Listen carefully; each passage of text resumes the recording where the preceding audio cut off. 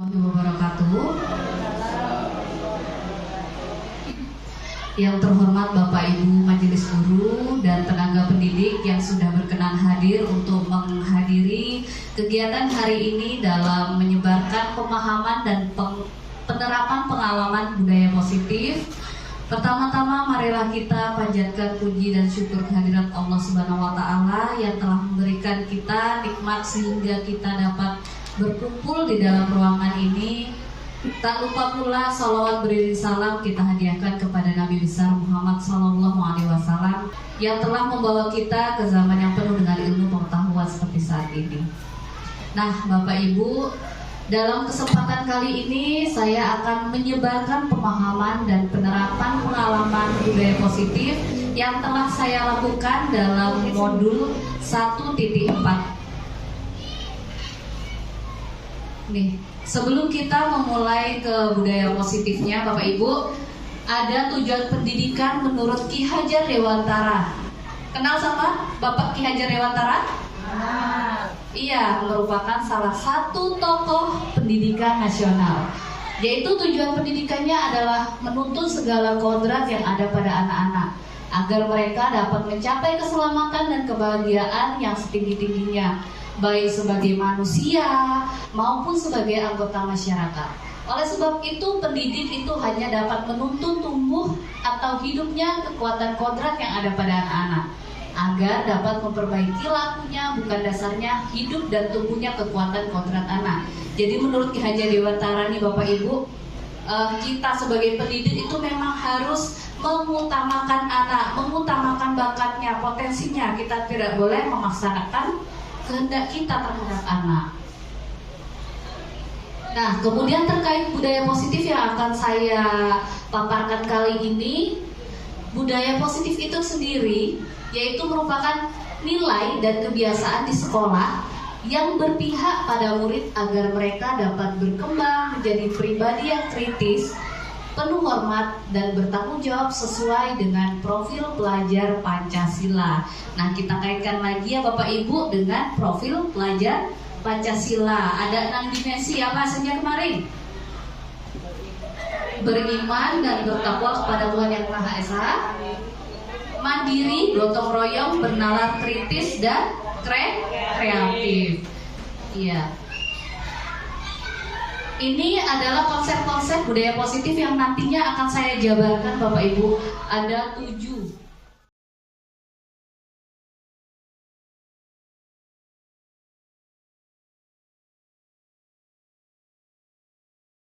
Kita mulai dari yang pertama ya.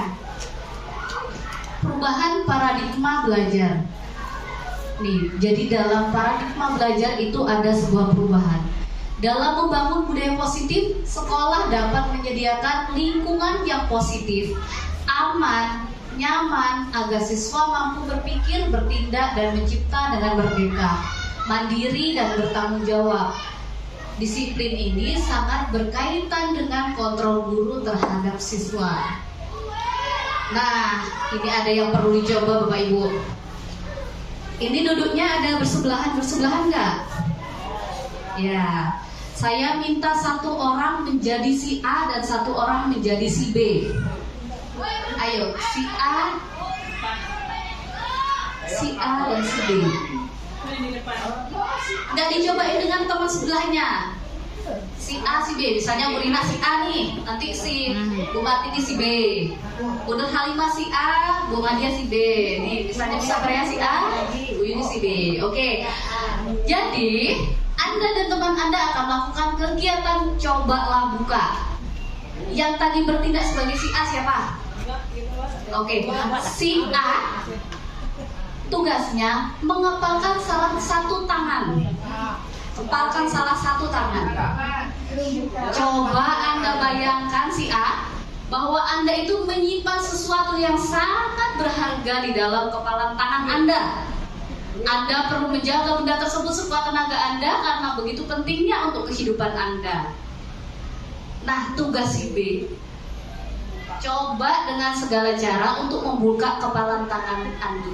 Tangan si A tadi, teman si B boleh membujuk, menghardik, mengintimidasi, memarahi, menggoda, menggelitik, bahkan menawari Anda uang agar Anda bersedia untuk membuka kepalan tangan Anda. Dicoba ya Bapak Ibu. Ayo, kira-kira terbuka nggak ya kepalan tangannya? Ayo siap mempertahankan ya. Ya, si A mempertahankan dan si B mencoba untuk meraihnya.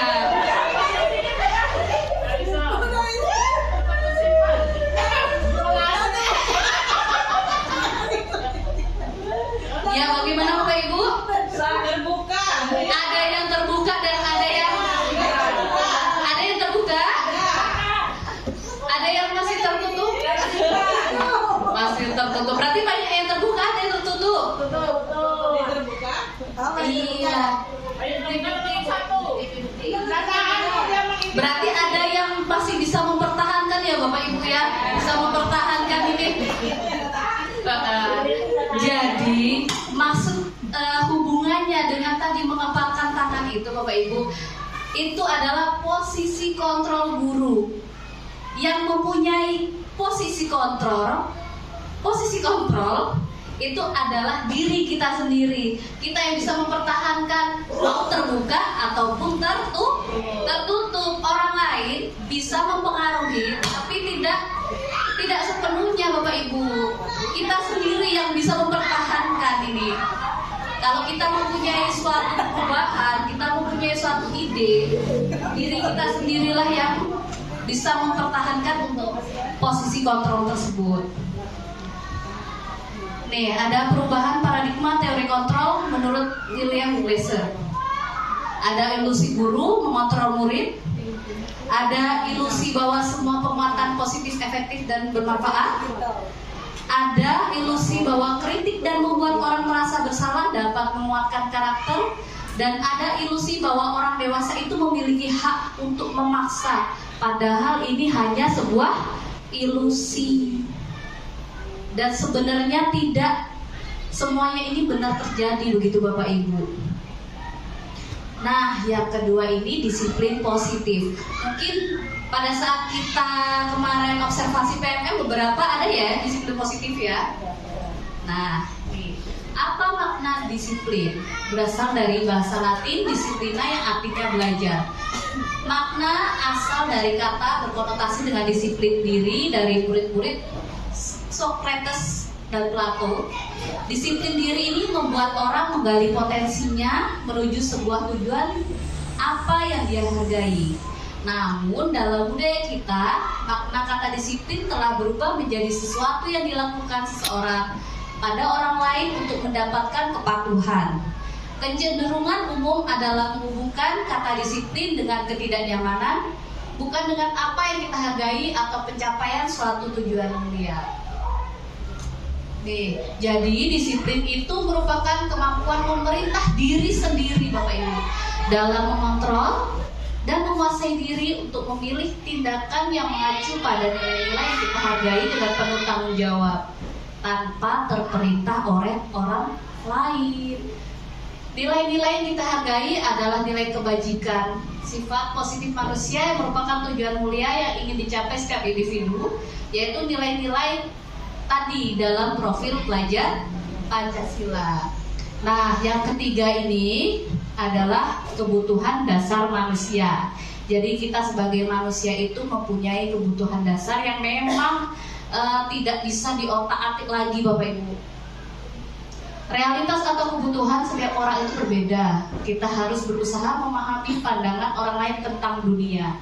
Setiap orang memiliki gambaran yang berbeda. Tuh, di situ ada sebuah lingkaran kebutuhan dasar manusia. Ada survival atau perjuangan, ada penguasaan, kebebasan, kesenangan, dan cinta kasih atau diterima. Nih, ada sebuah kasus. Ibu Tia, guru kelas 6 SD di SD Permai, sedang bingung menghadapi ulah salah satu murid kelas bernama Agus. Beberapa anak telah datang dan mengeluhkan Agus yang seringkali meminta bekal makan siang mereka dengan paksa. Jika Anda menghadapi situasi seperti Bu Tia, apa yang akan Anda lakukan, dan menurut Anda kira-kira apa alasan Agus melakukan itu? Ayo Bapak Ibu, ada yang bisa jawab gak? Kira-kira kalau Anda menghadapi situasi seperti Ibu Tia nih, apa yang akan Anda lakukan? Menghadapi si Agus tadi. Mencari tahu penyebabnya. Kenapa kok si Agus ini melakukan hal itu? Terus di rumahnya bagaimana kita? iya. Kemudian kira-kira alasan Agus melakukan itu menurut Bapak Ibu kenapa? Mungkin tidak membawa bekal, apalagi nah, orang tuanya sibuk tidak sempat memasak. Atau mungkin dia ekonominya. Kemampuan ekonomi dari keluarganya si Agus tadi memang termasuk di garis yang miskin gitu ya Bapak Ibu ya. Nah, untuk jawabannya kita lihat ya. Nih, dalam konteks budaya penerapan disiplin positif ini, ternyata Ibu Tia ini sebaiknya memang mencari tahu alasannya Bapak Ibu. Kenapa Agus melakukan tindakan tersebut? Nih, ada beberapa kemungkinan dari si Agus kok bisa melakukan itu. Dari perjuangannya, kemungkinan si Agus lapar dan orang tuanya tidak membawakan bekal makan siang. Kemudian dari cinta kasih diterimanya teman Agus itu, jadi perhatikan Agus karena dia nggak bawa bekal tadi, dia membutuhkan perhatian begitu. Kemudian dari penguasaannya, dia merasa hebat karena temannya ini jadi takut dan menuruti keinginannya. Ini tapi nanti efeknya jadi tidak bagus ya. Kemudian di kebebasannya, Agus ini merasa bosan dengan bekal yang dibawakan orang tuanya karena selalu bekal yang sama. Mungkin dia ingin yang lain tapi nggak dibawain. Kemudian dari kesenangannya, Agus hanya iseng dan dia menikmati ekspresi wajah temannya yang kesal. Jahil berarti ya, sengaja dia nggak membawanya. Nah Bapak Ibu, kemudian ini ada hukuman dan sanksi atau konsekuensi yang selama ini banyak diterapkan oleh Bapak Ibu. Hukuman atau konsekuensi? Hukuman atau konsekuensi? Kita di sekolah biasanya lebih ke mana realitanya? Lebih ke hukuman ya Bapak Ibu ya. Padahal hukuman dan konsekuensi ini memiliki arti yang sangat berbeda sekali. Kalau hukuman bersifat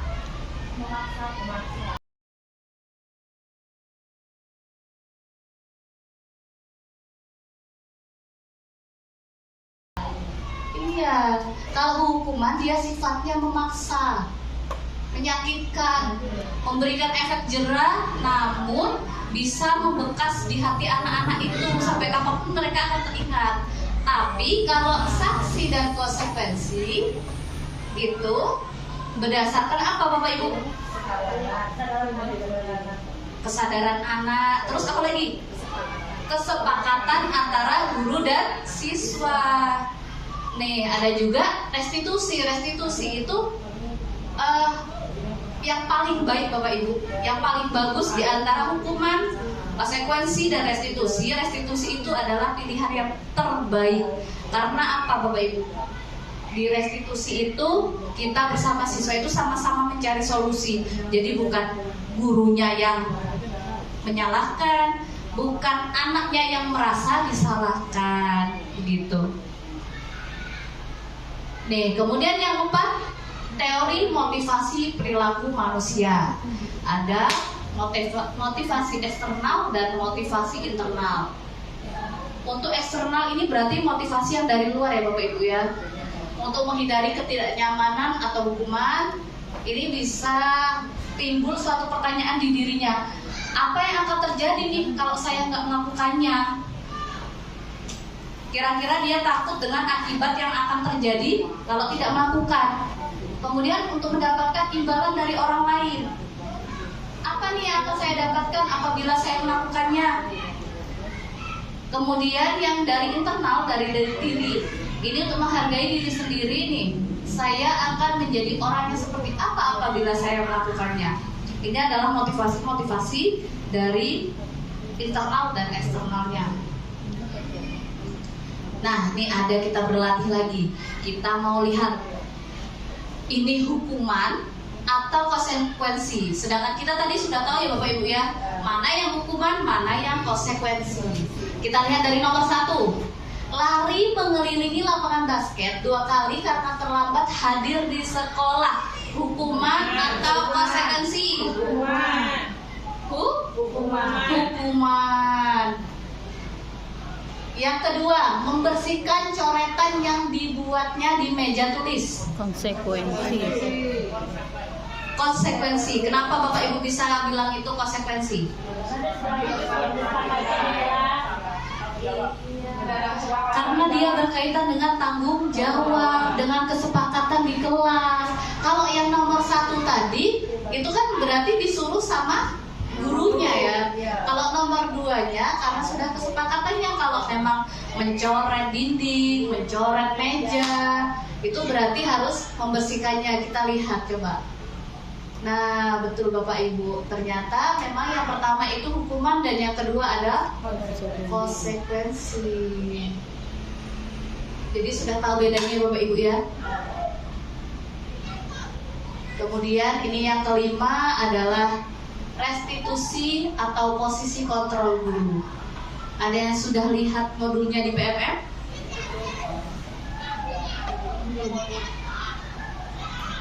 Modul di PMM? Ada, iya. Kebetulan kemarin pada saat untuk mempelajari modul ini juga saya ngambilnya yang posisi kontrol guru. Jadi di posisi kontrol guru ini Bapak Ibu, kita tahunya selama ini ya kita sebagai guru ya hanya jadi guru begitu kan. Ternyata kita jadi guru itu ada 5 posisi kontrol yang dapat kita pilih. Ada sebagai penghukum, pembuat merasa bersalah, sebagai teman, pemantau, dan manajer. Kira-kira dari 5 ini mana yang menurut Bapak Ibu paling baik, paling bagus, paling diterapkannya itu memang paling pas gitu Bapak Ibu?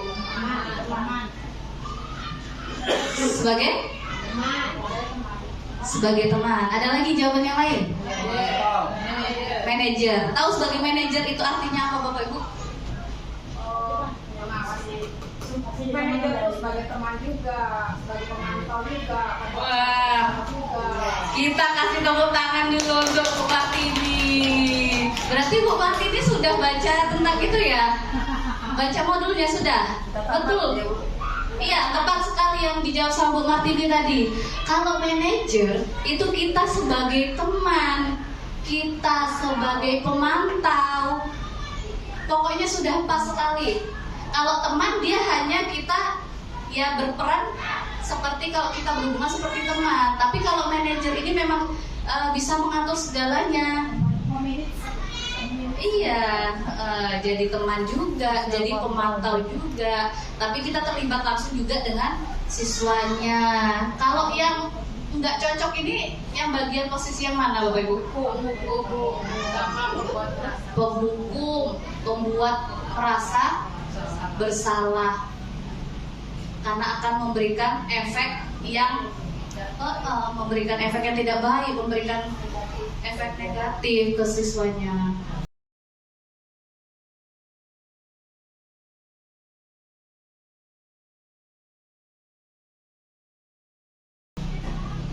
Nih, bisa dilihat dari pernyataan yang jika dikatakan oleh 5 posisi kontrol ini. Dari posisi pembuat orang merasa bersalah. Kalau kita kadang ngomong ke siswa kan, saya kecewa sekali dengan kamu nak. Kenapa kamu kok seperti ini? Padahal ibu sudah ngomongin dari kemarin. Iya kan? Kayak tidak galak, bahasanya pelan, tapi ngena ke anak. Jadi anak itu mungkin berpikir, jadi aku salah nggak ya? Salah nggak ya? Bagaimana yang salah? Seperti itu. Bahasanya itu halus, tapi ngena ke anak-anak. Kemudian kalau penghukum nih, langsung marah dianya. Kamu tidak benar, kamu tidak pernah benar melakukannya. Nah, contohnya seperti itu. Langsung memvonis, langsung menghukum, tidak mau mendengarkan penjelasan dari muridnya dulu. Kemudian kalau sebagai teman, ini mungkin yang sering kita lakukan ya, apalagi kalau kita sebagai guru SD, tentunya cara kita untuk berkomunikasi dengan siswanya lebih ke teman biasanya. Ayolah, lakukan demi ibu bapak. Nanti ibu dimarah loh sama ibu kepala sekolah. Ada nggak yang seperti itu? Iya. Ayolah, nah ibu sudah capek nih dari tadi jelasin sama kalian juga tidak mendengarkan. Nah, sering kan kita seperti itu. Nah, itu contohnya cara kita pernyataan kita sebagai teman. Kemudian kalau sebagai pemantau, ini hanya memantau Bapak Ibu. Contohnya nih, apakah kamu mau mendapatkan stiker bintang hari ini? Nah, kita hanya melihat bagaimana mereka bersikap. Kemudian sebagai manajer, kita bertanya nih sama anak, kita mencari solusi bersama-sama. Bagaimana kamu bisa menyelesaikan masalah ini? Yang pertama kali dimintai pendapat itu ya anak-anaknya sendiri. Jadi bukan kita langsung, kamu harus begini. Enggak, kita tanya dulu sama anaknya, dia maunya seperti apa, ya. Ini kalau yang terakhir penghukum seperti yang tadi.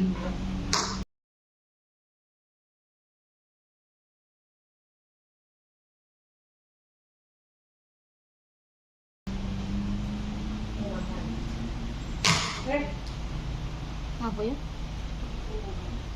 Nah, kemudian yang keenam tentang keyakinan kelas.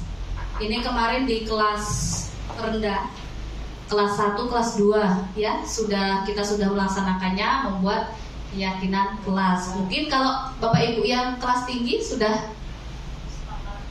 kesepakatan. Iya.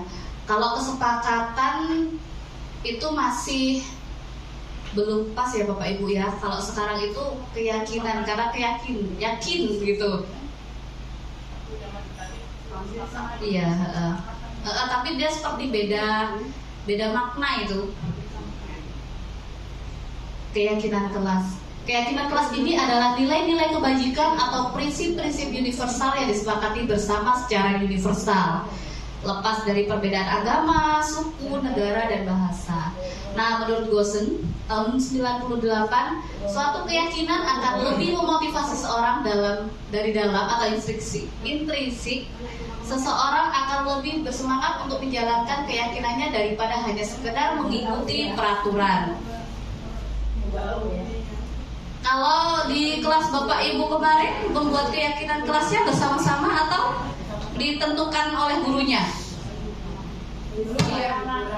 Kalau dulu ditentukan oleh guru. Itu dulu namanya apa? Kesepakatan apa? Tata tertib, peraturan kelas. Iya. Kalau kesepakatan sudah bersama siswa membuatnya. Oh, kalau keyakinan belum mencoba membuatnya ya Bapak Ibu ya. Iya Bapak Ibu. Jadi kita lihat lingkaran budaya positif ya Bapak Ibu ya. Ada peraturan kelas. Dari peraturan kelas yang sudah dibuat ini tadi, timbullah namanya keyakinan kelas, sehingga menimbulkan lingkungan yang positif dan menghasilkan budaya yang positif. Nih, ada peraturan kelas dan keyakinan kelasnya. Misalnya di peraturannya ini selalu kembalikan buku ke tempatnya. Berarti keyakinan kelas atau nilai yang diyakini itu apa? Tanggung jawab. Jadi keyakinan kelas ini seperti nilai-nilai yang diyakini, nilai kebajikannya gitu Bapak Ibu. Dilarang mengganggu orang lain berarti menghormati orang lain, menghormati diri sendiri, seperti itu.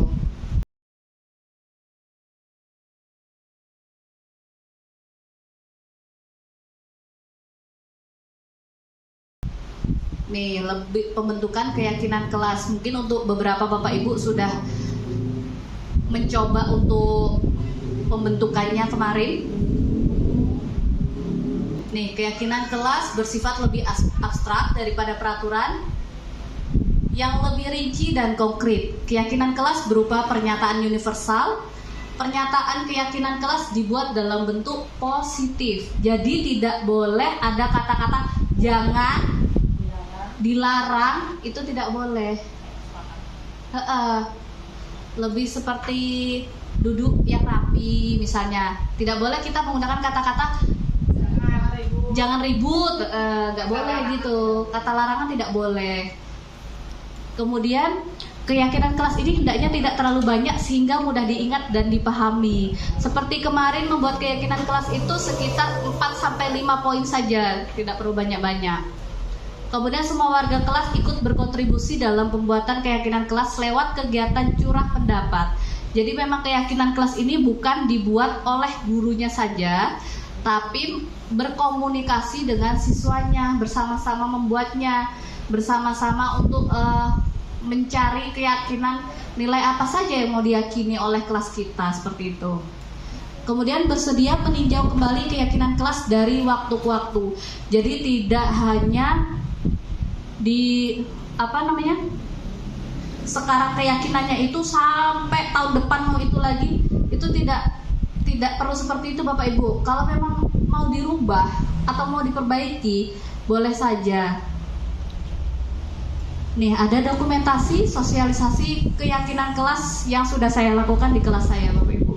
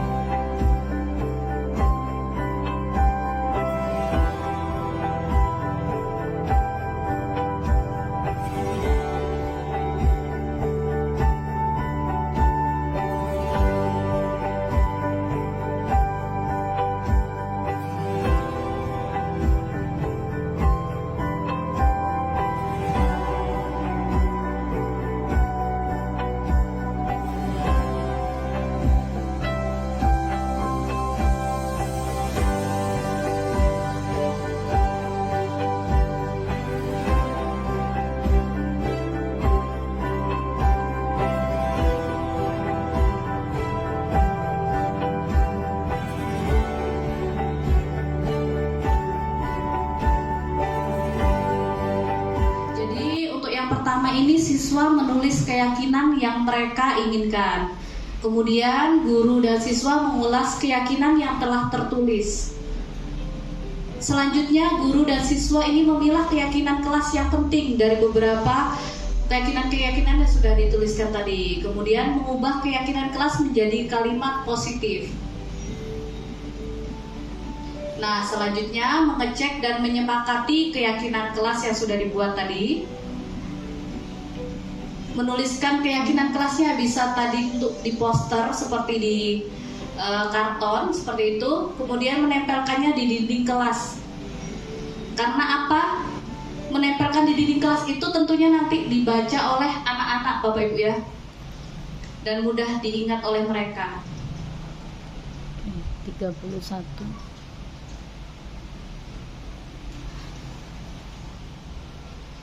Nah, ini yang terakhir Bapak Ibu, tentang segitiga restitusi. Ada yang sudah mencoba menerapkan restitusi Bapak Ibu? Belum. Baru mempelajarinya ya? Segitiga restitusi. Restitusi itu merupakan salah satu pilihan terbaik ketika kita menghadapi permasalahan-permasalahan yang ada pada anak murid kita. Nih, segitiga restitusi itu merupakan proses menciptakan kondisi bagi murid untuk memperbaiki kesalahan mereka, sehingga mereka ini bisa kembali pada kelompok mereka dengan karakter yang lebih kuat.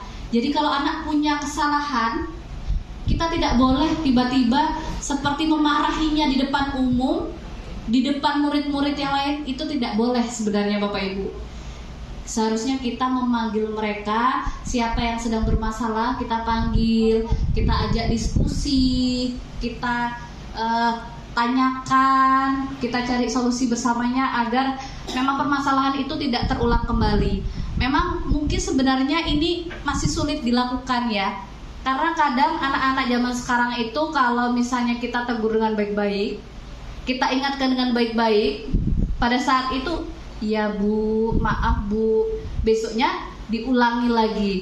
Nah, di segitiga restitusi ini, kalau memang tidak berhasil di pertama, kita lakukan restitusi selanjutnya, kita lakukan kembali. Tapi kalau tidak berhasil juga, sampai ketiga kali, mungkin kita naikkan lagi ke yang prosedur berikutnya. Mungkin bisa menghadap BK atau kepala sekolah Bapak Ibu, kalau memang menggunakan restitusi ini tidak bisa terselesaikan.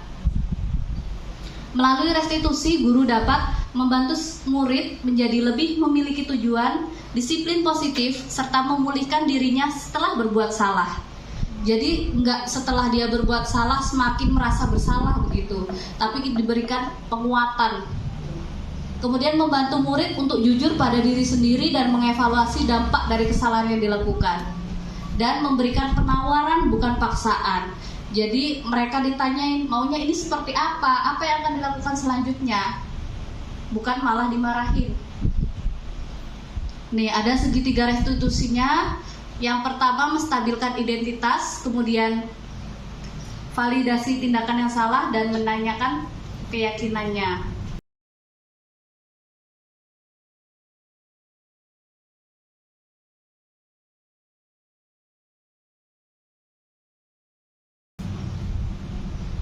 Nih, tahap yang pertama Bapak Ibu, menstabilkan identitas. Kita bisa mengucapkan kata-kata ke anak-anak seperti ini. Nak, berbuat salah itu tidak apa-apa, Nak. Itu. Bisa juga tidak ada manusia yang sempurna. Saya juga pernah melakukan kesalahan seperti itu. Kadang kita bisa bilang, nggak apa-apa kita agak merendah Bapak Ibu. Nak, dulu Ibu pernah kok terlambat juga seperti kalian. Tidak apa-apa. Bukan maksudnya kita memberikan contoh yang buruk ya. Atau kita bisa menyelesaikan ini. Bapak Ibu tidak tertarik mencari siapa yang salah, tapi Bapak Ibu ingin mencari solusi dari permasalahan ini. Atau kamu berhak merasa begitu, kamu berhak untuk menangis. Kemudian validasi tindakan yang salah. Kita memvalidasi tindakan apa yang sudah mereka perbuat tadi. Kita tanyakan, kamu pasti punya alasan mengapa melakukan hal itu. Jangan tiba-tiba kamu ini salah, kenapa kamu seperti ini? Kita tanyain dulu alasannya, karena setiap anak kalau berbuat salah itu pasti mempunyai alasan. Atau kamu patut bangga pada dirimu sendiri karena kamu telah melindungi sesuatu yang penting bagimu. Dan yang terakhir yaitu menanyakan keyakinannya. Setelah tadi kita sudah menstabilkan identitasnya, kita sudah memvalidasi tindakan mereka yang salah tadi, kita menanyakan lagi, mengingatkan lagi keyakinan kelas yang sudah dibuat di kelas tadi. Kita ingetin lagi nih sama keyakinan kelasnya. Apa yang kita percaya sebagai kelas atau keluarga, terus nilai-nilai umum apa yang kita lagi sepakati, bayangan kita tentang kelas yang ideal, atau kamu mau jadi orang yang seperti apa. Misalnya nanti ada beberapa kasus ya yang ditayangkan. Misalnya anak yang terlambat tadi ditanyain, Nak, kenapa kamu terlambat? Nah, ditanyain dulu alasannya. Kemudian ingat gak Nak sama keyakinan kelas yang sudah kita buat tadi? Ingat gak sama keyakinan kelas yang sudah ditempel di dinding kelas kita? Apa yang berhubungan dengan masalah yang kamu buat ini? Coba diingat-ingat lagi, coba disebutkan. Nah, untuk biar tidak terulang lagi bagaimana solusinya? Kita mendengarkan jawaban dari anak, bukan kita yang memberikan solusi. Nih, ada kasus Iya, salah satu murid saya ya Bapak Ibu ya. Kasus Zizi adalah siswa yang sering datang terlambat ke sekolah. Dia selalu tergesa-gesa yang menyebabkan Zizi tidak bisa hadir tepat waktu. Nah, nih jadi Zizi dia datang ke sekolah, dia terlambat ketika teman-temannya sudah hadir semuanya di sekolah nih.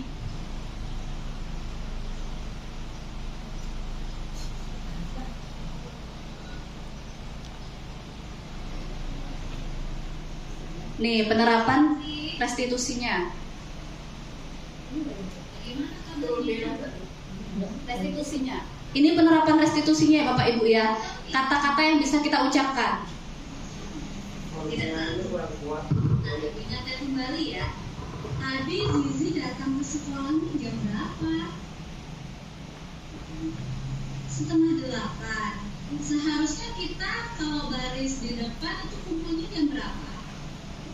Jam 7. Berarti Zizi tadi datangnya tepat waktu atau terlambat?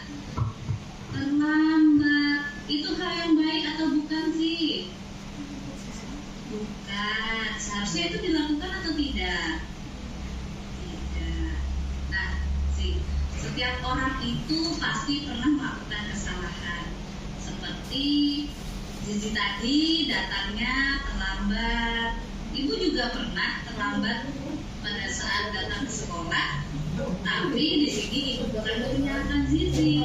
Ibu mau membantu Zizi untuk mencari solusi supaya Zizi tidak terlambat lagi. Nah, pasti Zizi mempunyai alasan kenapa Zizi bisa terlambat. Apa alasannya sih? Karena bangun kesiangan. Terus apa lagi? Oh, tadi Zizi bangunnya kesiangan kemudian ibunya. Seharusnya itu tidak boleh dilakukan ya sih. Iya. Nah, Zizi ingat tidak keyakinan kelas yang berkaitan dengan masalah Zizi ini? Apa itu? Kita harus. Nah, setelah tadi sudah menanyakan alasannya kepada anaknya, kita ingatkan kembali Bapak Ibu tentang keyakinan kelas yang terkait dengan masalah-masalah yang sudah dilakukannya itu. Berangkat dari rumah, tidak boleh terlambat lagi, ya. Datang tepat waktu itu merupakan nilai yang baik atau tidak? Jadi yakin itu hal yang baik? Iya. Nah, supaya Zizi tidak terlambat lagi, kira-kira apa solusinya? Bangun tepat waktu. Jam berapa bangunnya? Jam 5:30. Zizi harus memasang alarm atau meminta orang tuanya untuk membangunkannya lebih pagi lagi ya, supaya Zizi tidak terlambat lagi. Nah, kira-kira mulai kapan ini Zizi akan melakukan perubahan ini? Mulai hari ini? Good job. Mudah-mudahan Zizi besok sudah tidak terlambat lagi ya. Zizi bisa datang tepat waktu sehingga pada saat Zizi mengikuti pelajaran, Zizi bisa konsentrasi. Oke, terima kasih Zizi. Selamat siang.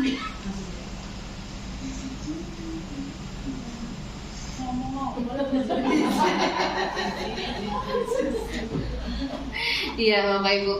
Jadi kira-kira begitu contoh untuk kasus yang pertama Bapak Ibu. Kira-kira Bapak Ibu sabar tidak ya kalau kita ada siswa yang bermasalah? Seharusnya kita seperti itu loh.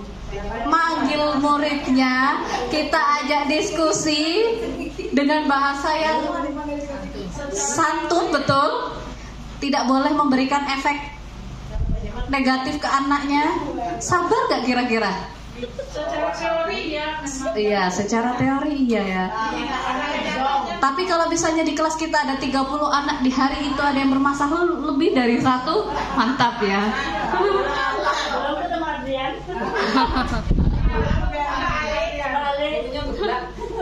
Hari ini diomongin, iya Bu. Besok, iya. Ya seharusnya seperti itu Bapak Ibu yang kita lakukan.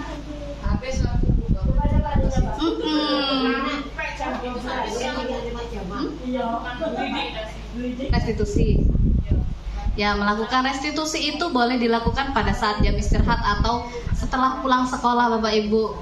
Jangan di depan siswa-siswa yang lain. Tidak boleh sebenarnya. Kita memanggil anak yang bermasalah itu sendiri. Kemudian memang kita restitusi bersama siswa yang bermasalah itu. Gak boleh kita tiba-tiba marah-marah di depan murid-murid yang lain. Itu sebenarnya salah. Kita lihat kasus yang kedua ya Bapak Ibu ya. Kurang lebih juga cara restitusinya, cuman kasus yang berbeda.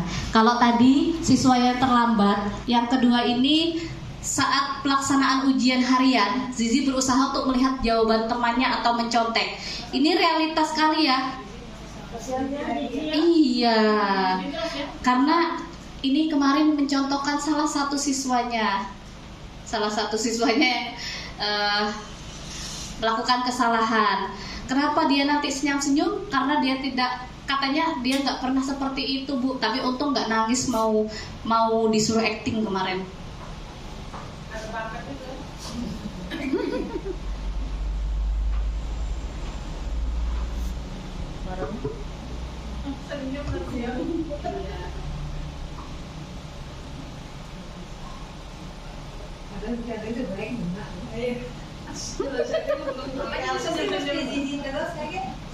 Sebelahnya terbalik. Nggak dapat sedikit, tadi masalahnya salah buku satu orang yang masalahnya. Selamat siang Zizi. Masalah ini. Gimana kabarnya hari ini? Panas sekali. Zizi tahu tidak bahwa itu Yang tahu kan hanya kita. Tadi pada saat Zizi mengajarkan soal ujian, Zizi melihat atau mencontek jawaban dari semua ya.